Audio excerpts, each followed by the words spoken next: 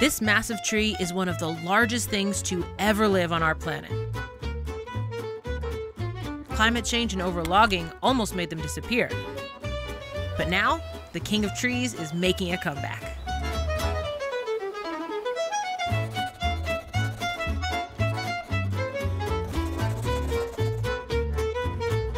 Hi, I'm Tasha the Amazon, and you're watching Floralogic. Giant sequoias are huge. They live for thousands of years, and they've evolved to withstand forest fires. Depending on your definition, they are the largest things to ever live. We're gonna need to take a minute to understand just how massive these things are. The tallest giant sequoias get to around 90 meters tall. That's about as tall as 3 blue whales stacked up head to tail, or about the same height as the Statue of Liberty. But their real claim to fame is their mass.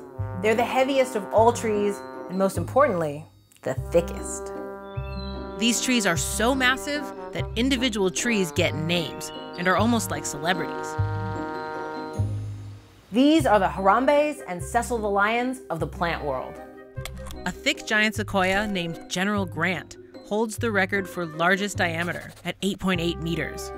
A triceratops playing hide and seek could comfortably hide behind this tree. But the record for the most massive tree on Earth belongs to its cousin, General Sherman, which, with a diameter of 7.7 meters and a height of 84 meters, claims the undisputed heavyweight title. The tree is estimated to weigh over 2,000 tons, or about 400 big ol' elephants. Getting that big takes a while, like a couple thousand years. In fact, some of the oldest giant sequoias were already about 1,000 years old when the Roman Empire was founded. There have been reports of giant sequoias with over 4,000 rings. But unfortunately, they were from tree stumps, back when these trees were being logged heavily. As a side note, the only tree species that routinely lives longer than the giant sequoias are the Great Basin bristlecone pines, with some individuals confirmed to be close to 5,000 years old. The oldest living tree in the world is a bristlecone pine called Methuselah. Its location is a secret. All we know is that it's somewhere in the ancient bristlecone pine forest in California. There must be something in the water in California, because wild giant sequoias are also only found there, though it wasn't always like that. During the last ice age, giant sequoias were common across North America and Europe. But as the glaciers receded and the climate changed, their range receded. Then, when European loggers got to California, with their gnawing, biting, breaking, hacking, and burning, the sequoias were decimated once again. Luckily for them, the wood is relatively brittle, and since they're so wide, cutting them down was a huge hassle. And so, it was more efficient for most logging companies to focus on other trees. Additionally, most people recognize their majesty and importance, and most of their current range has been protected since the early 20th century. The bad news is there's only 81 groves left in the wild. All of them are found in the western slope of the Sierra Nevada range of California, and they're considered an endangered species.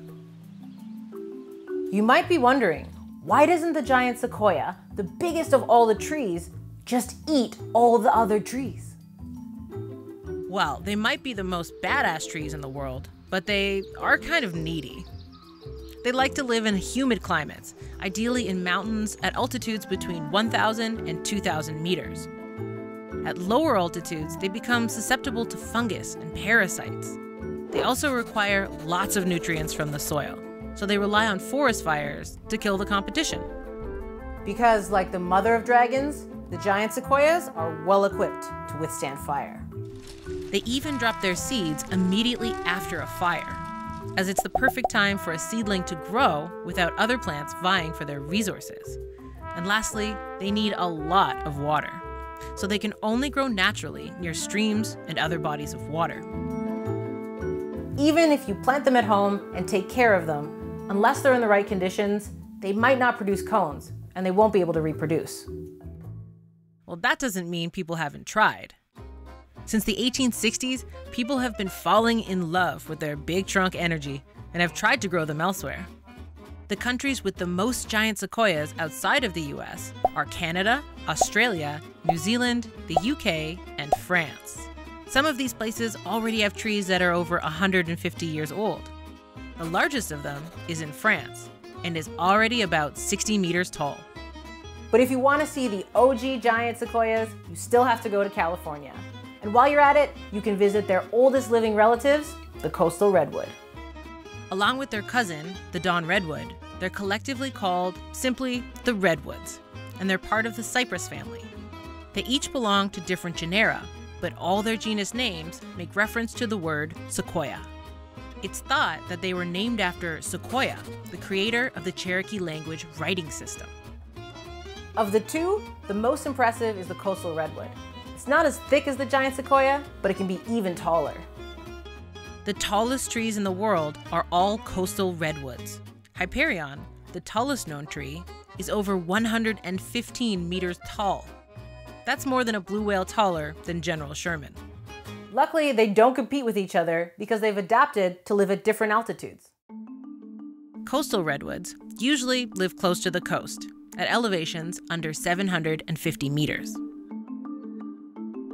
The third redwood, the Dawn Redwood, is native to China and only gets about 35 meters. But due to its beauty, it's been exported and is now common across the US and the UK.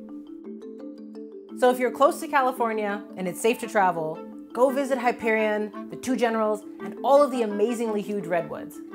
Just a word of caution, it will make you feel very, very small. Oh, and watch out for scout troopers.